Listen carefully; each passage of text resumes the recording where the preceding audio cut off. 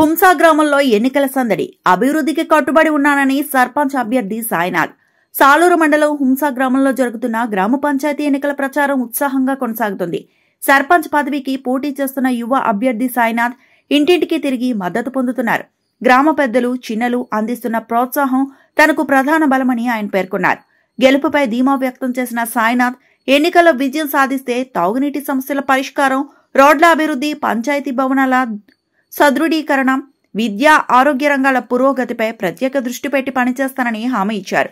యువత ప్రతినిధిగా గ్రామ అభ్యున్నతికి నూతన ఆలోచనలతో ముందుకు రావడం తన ధ్యేయమని తెలిపారు.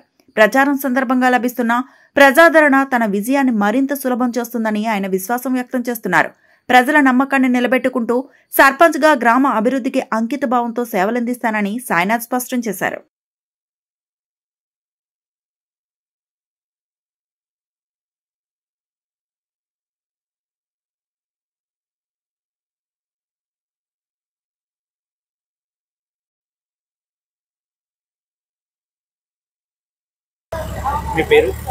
నా పేరు కచ్చికాయల సాయినాథ్.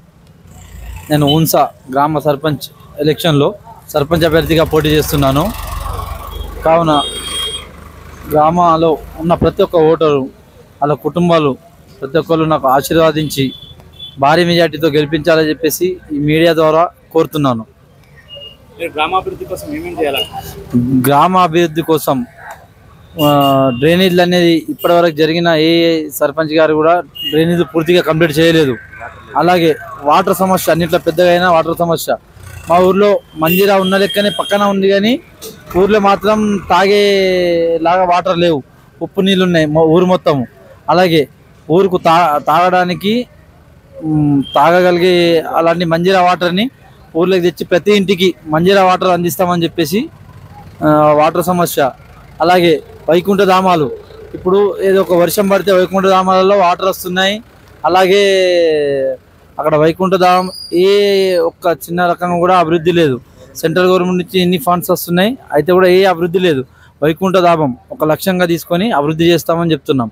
అలాగే విద్యార్థుల కోసం స్కూల్ కోసం అని చెప్పేసి భూమి కేటాయించడం జరిగింది లాస్ట్ టైం. కావున స్కూల్ ఒక ఏ అభివృద్ధి కాలేదు, బిల్డింగ్ అక్కడనే ఆగిపోయింది. ఆ బిల్డింగ్ కోసము ఎమ్మెల్యే గారి దగ్గరికో, ఎంపీ గారి దగ్గరికో, ఎమ్మెల్సీ గారి దగ్గరికో తిరిగి స్కూల్ పనిని 100%గా పూర్తి చేయించి, అలాగే గవర్నమెంట్ స్కూల్లోనే ప్రైవేట్ స్కూల్ కన్నా మంచి సౌలతులు కల్పిస్తాము. అలాగే నేను సర్పంచ్ అయిన తర్వాత నా ఒక్క శాలరీ కూడా ఆ విద్యార్థుల కోసం డొనేట్ చేస్తా అని చెప్తున్నా. ఎందుకంటే అందులో కొంతమంది చదివేటోళ్ళు ఉంటారు, కొంతమంది చిన్న కుటుంబం నుంచి, కొంతమంది పెద్ద కుటుంబం నుంచి, పేద కుటుంబాల నుంచి దళితులు ఉన్నారు. ఆ దళిత పిల్లలకు కూడా నా తరపు నుంచి నా వంతు సాయం, నా ఒక సర్పంచ్కు వచ్చే శాలరీ వాళ్ళ స్కూల్కు చదువు కోసం డొనేట్ చేస్తా అని చెప్తున్నా. అలాగే రోడ్ల గురించి ఇప్పుడు కొన్ని కొత్త కాలనీలు అయినాయి. ప్రతి ఊర్లో ప్రతిసారి ప్రతి కొత్త కాలనీలు పెరుగుతూనే ఉంటాయి. అలాగే మా హుంసాలో కూడా చాలా పెద్ద కొత్త కాలనీలు పెరిగినాయి. ఆ కాలనీలో ఇప్పుడు ఎక్కడ రోడ్డు మీద మురికిలు ఉన్నాయి. ఆ నీళ్ళని కూడా ఒక దారిగా మలిచి ప్రతి రోడ్డుకు, ప్రతి ఇంటి ముంగట డ్రైనేజ్ కట్టే ఒక లక్ష్యంతోనే ముందడిగేస్తాము. ప్రతి ఇల్లు ముంగట సీసీ రోడ్, సీసీ డ్రైనేజు, ప్రతి ఒక్క అభివృద్ధికి ఒక యువకుడుగా నేను చేయగలుగుతానని చెప్పి చెప్తున్నా. అదే కూడా విలేజ్లో కూడా ఇప్పుడు ఏ ఇంటికి వెళ్ళినా ప్రతి ఒక్కరి స్పందన, నువ్వు యువకుడుగా ఉన్నావు, నువ్వు తిరగగలుగుతావు. ఇప్పటివరకు ఆల్రెడీ కూడా మనము చాలా పనులు చేయించాము ఇక్కడ.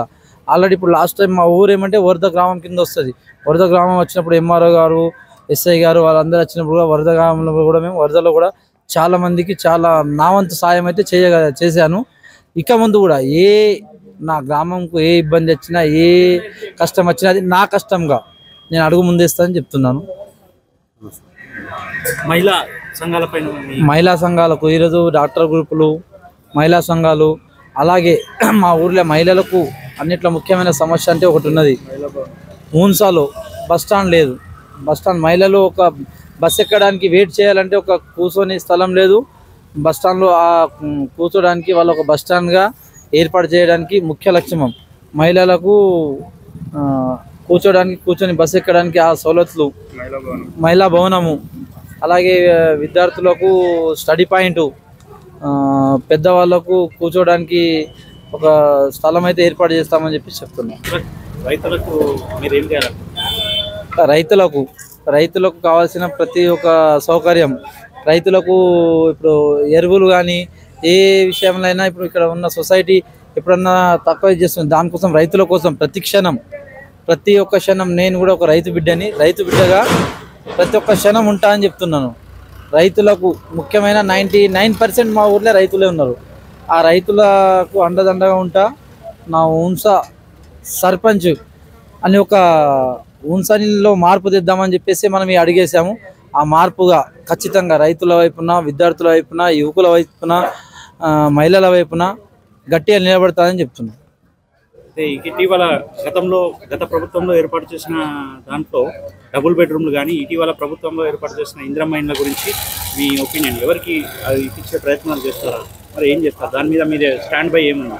ఇప్పుడు గత ప్రభుత్వంలో వచ్చిన స్కీమ్స్, అంతకుముందు డబుల్ బెడ్రూమ్, ఇప్పుడు ఇందిరమ్మ ఇండ్లు, ప్రతి ఒక్క ఇందిరమ్మ ఇండ్లు నేను సర్పంచ్ అయిన తర్వాత ఖచ్చితంగా నిజమైన అరుణ్కి ఎవరికైతే ఇల్లు లేదు, ఇప్పుడు కొన్ని ఏం జరుగుతుందంటే వాళ్ళు కట్టుకోలేని, అంటే ఇస్తాన్నా కట్టుకోలేని పరిస్థితులు ఉన్నారు. అసుంటి వాళ్ళకు నా వంతు సాయం చేసి ప్రతి ఒక్క పేదవానికి, ప్రతి ఒక్క ఇల్లు లేని వానికి ఇల్లు పూర్తి చేసి ఇచ్చి, శాంక్షన్ చేపించి వాళ్ళకి దగ్గరుండి పూర్తి చేసేలాగా నా వంతు ఏ సాయమైనా చేయడానికి నేను రెడీగా. గ్రామ అభివృద్ధికి నేను కట్టుబడి ఉంటాను. గ్రామంలో ఏ అభివృద్ధి ఉన్నా ముందడుగు నాదే ఉంటుంది. కావున ఈ గ్రామ అభివృద్ధికి నాకు అవకాశం ఇవ్వాలని చెప్పేసి నేను మీ కచ్చకాయల సాయినాథ్, నా గుర్తు ఉంగరం గుర్తు, 1వ నంబర్ గుర్తు ఉంగరం గుర్తు, వీళ్ళందరూ ఆశీర్వాదించి నాకు భారీ మెజార్టీతో గెలిపించాలి. గెలిపించిన తర్వాత ప్రతి ఒక్క అభివృద్ధికి ప్రతి ఒక్క క్షణము మీతో నేను ఉంటా. అలాగే గ్రామ అభివృద్ధి కమిటీ అనేది ఏర్పాటు చేస్తా. ఆ కమిటీ దిశలో ముందుకుండి మన గ్రామ అభివృద్ధికి కృషి చేస్తామని చెప్తున్నా. అలాగే గ్రామంలో ఉన్న ప్రతి ఓటరు, ప్రతి అక్క, అన్న, చెల్లె, తమ్ముడు, అన్న, ప్రతి ఒక్కళ్ళు నాకు ఓటేసి, ఉంగరం గుర్తు 1వ నంబర్ ఉన్నది, ఓటేసి నాకు భారీ మెజార్టీతో గెలిపించి మీ ఆశీర్వాదించాలని చెప్పేసి నేను కోరుతున్నాను. గుర్తుంచుకోండి, మన పోలింగ్ తేదీ 11వ తేదీ పొద్దున 7 గంటల నుంచి 1 గంటల వరకు మీ అమూల్యమైన ఓటు ఎవ్వరు కూడా మిస్ చేయకుండా అమూల్యమైన ఓటును వేసి నాకు భారీ మెజార్టీతో గెలిపించాలని చెప్పేసి కోరుతూ మీ కచ్చకాయల సాయినాథ్ సదా మీ సేవలో.